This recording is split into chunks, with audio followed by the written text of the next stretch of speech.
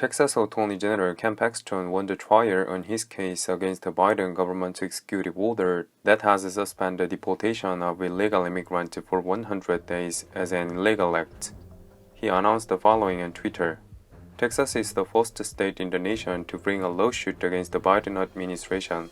We won. Within 6 days of Biden's inauguration, Texas has halted his illegal deportation freeze. This was a seditious left-wing insurrection, and my team and I stopped it. However, also Biden's government has proposed a number of measures related to immigration, including a plan to grant citizenship up to 11 million undocumented residents. And he even signed an executive order to stop building Mexico border barriers. As a result, more and more complaints are coming from employees who work in the border area. Here to react, the chairman of the National Sheriff Association Border Committee, Cochise County, Arizona Sheriff Mark Daniels. Sheriff, have you seen this difference that Mark Morgan's talking about? I have, Brian, and you know, this executive order, it's troublesome, it's hasty.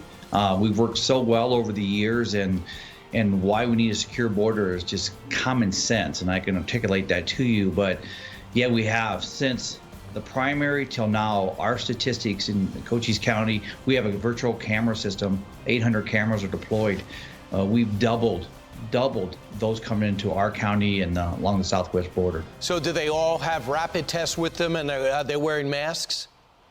No, they're not. And what's alarming on this, Brian, is you look back in 2019, people ask, well, why do we need a secure border? This political theater that's being played out is scary to all of us on the southwest border, sheriffs, police departments, and our federal partners, and every American should be standing up on this, because in 2019, we had 141 countries breach our southwest border, 1,100 gang members from representing 20 different countries.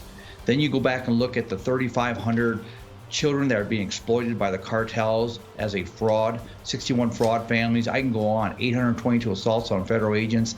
It just goes back to show you how vulnerable our southwest border is, to include every American in this country, if we don't have a secure border. You know, one thing that bothers me as a sheriff serving 37 years on the southwest border is the fact that the lessons of the past continue to be played out in Congress, through the presidency. It's political theater. When President Trump was president, with everything that's going on, I tell you, we had a very positive, proactive relationship with President Trump at the table to work out community issues. Police chiefs and sheriffs are experts of communities. Our federal government is supposed to be experts of national security and border security. Together, that's a recipe of success for every American. And what I'm seeing now is we're going to go back in time and play this political theater at the backs and the wrist of every American. You told me in the break that they stopped putting up the wall yesterday. You got 20-something miles, 82 would finish it. We've already paid for it. What is your message to Washington? Is it working? Do you need more? We do. This was a positive protection for our county, for America, all along the southwest border, as my sheriffs in Texas, sheriffs in Yuma, and California. It's working. And to halt that is hasty. And again, I've said it now, it's political theater being played out at the backs of America. It's sad, Brian, and I'm telling you, we've been down this road before. I don't know why we can't look in the past and find balance in our processes, our programs, and stop this madness. However, Biden's previous contradictory remarks and actions are now drawing attention. Is that this is a clear example of politics being put in front of public safety. This president knows in 2006, as a senator, he actually signed the 2000 Secure Fence Act that led to 650 miles of wall being built, including under President Obama and Vice President Biden then, their first term, wall continued to be built along the southwest border. It was hailed then as something very effective to safeguard our nation's border. But now, all of a sudden, it's not needed. It's hypocrisy, and it's unbelievable. As a senator, Biden voted for efforts to take private land under the Secure Defense Act of 2006. And while he was vice president to President Barack Obama, the government continued building and pursuing a lawsuit against the border landowners. About 650 miles of barriers were completed under that law through 2011. Various types of fencing totaling 654 miles were already in place before Trump became the president in 2017. This runs through the states of California, Arizona, New Mexico, and Texas. And the Trump administration has completed more than 400 miles of border wall since then. It's 452 miles in total according to the latest U.S. Customs and Border Protection's information. In South Texas' Rio Grande Valley, where Vivas and dozens of landowners are fighting construction, Obama built more barriers than Trump.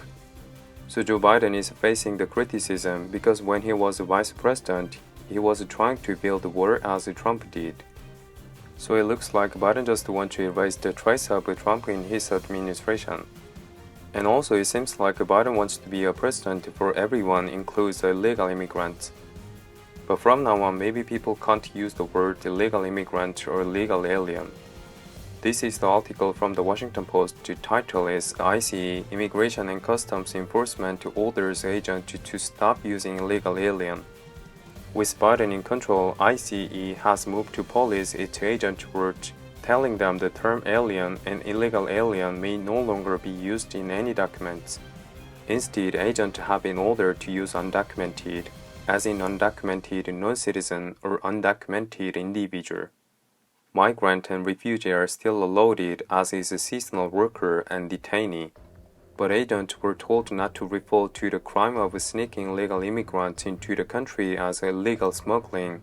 The new approved term is human smuggling, and the word asylee is gone in favor of asylum seeker. Amid mounting criticism of his record-breaking contract cancellations, which are now even being picked up by liberal media outlets like the New York Times, Joe Biden refused to answer questions from reporters on January 28 after signing 2 more executive orders. I'm sorry you had to stand in the cold.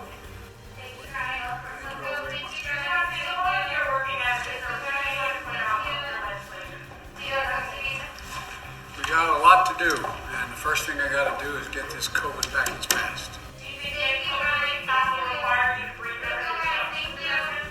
No one requires me to do anything.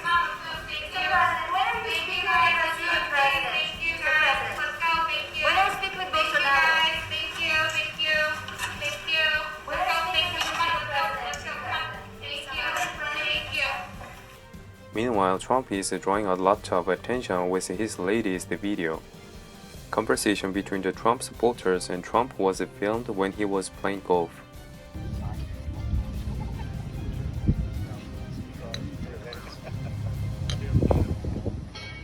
Mr. President, thank you for your service, sir. Thank you very much. Thank you. We haven't finished yet. Good, good. Exactly. We haven't finished yet. We haven't finished yet. Good, good. Exactly. Before the election, after the election, even now he keeps saying it's not over yet. Despite this situation appearing to be over, Trump has been keep saying it's not over yet, and people are curious about his remarks. What do you think of this video? Thanks for watching, comments, likes, and sharing. Be safe.